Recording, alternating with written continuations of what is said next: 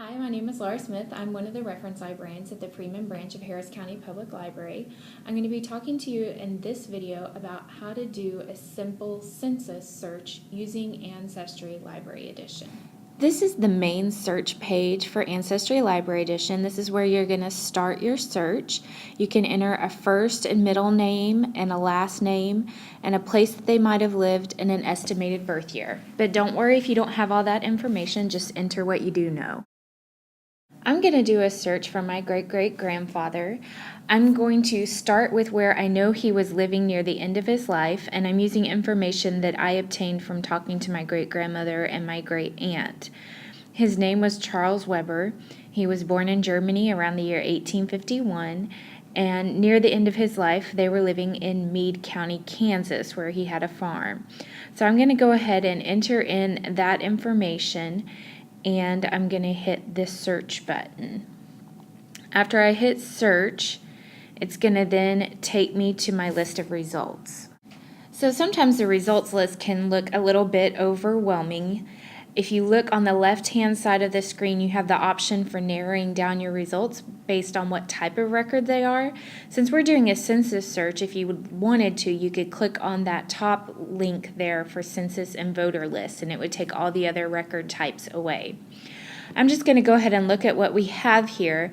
That top 1940 U.S. federal census is a Charles Weber that's in Meade County, Kansas, but if you look at the year of birth, that is not a match. So this is probably a grandson of my great-great-grandfather. If you skip down to the third one, you'll see a 1920 U.S. federal census, and that has approximately the right year of birth, and he's in Meade County, Kansas with his wife, Elizabeth. So this is the record that I'm going to go ahead and open up and take a closer look at because I feel fairly confident that this is my Charles Weber. So now we've opened up the information that has been transcribed from the original census image. You can see that there's some information in brackets that Ancestry subscribers have submitted as corrections to the information. Sometimes they have additional sources that give them the correct information, or they may have noticed that it was transcribed incorrectly originally.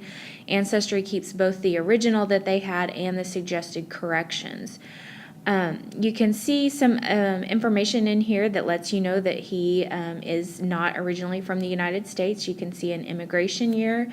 That would lead you to start looking for naturalization records and maybe trying to find him on passenger lists. But you want to make sure that you also, this information is great, but you can see up in the top right-hand side it says View Original Image. If you click on that, it's going to open up the actual scanned census page, and you want to always make sure that you look at the original record. Now that we've opened up the original image, you can see that this has got Charles Weber and all the other families in the area that were visited by the census enumerator.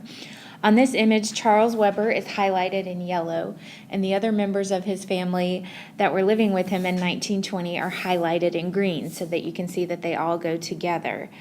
It has his wife Elizabeth, and it's got 1, 2, 3, 4, 5, it looks like, of the children that were living with them in 1920. You want to notice how much information that there is here, and then zoom in and look at each column and make a note of that so that you compare it from census year to census year where different questions were asked. It was not always the same questions. One of the main differences between census years is that from 1790 to 1840, only the head of the household was listed with tally marks for the other members of their household based on their age range and gender. In 1850 is when we start seeing the names of everybody living in that household, but it's not until 1880 until we start to see how they're actually related to each other. So this 1920 census record shows us Charles Weber and his wife Elizabeth and their children Frank, Louis, Nancy, Roy, and May. It gives additional information on them, such as their age and their gender, their marital status, and where they were born, and what their native language is if it's something other than English. But you want to take note of all of this information, and compare it to other census years that you find. In addition, there's going to be information on their parents and their occupation if they have one. All of this information is different from census year to census year, and it can help you track down records in the local courthouses and other areas where you might find things like tax lists, you might find land records, you might find wills. So you need to take note of all of this, whether it's writing it down or bringing a flash drive with you to the library to save it on that flash drive, bringing your own laptop and using our Wi-Fi to connect to the Ancestry Library Edition so you can save it directly to your computer, or just emailing yourself the records that you find.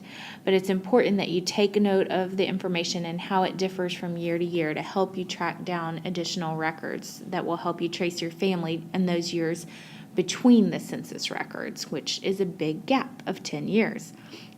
Some of these things we hope to cover in future videos, but until then, I hope you have fun coming into the library and using Ancestry Library Edition to research your family history.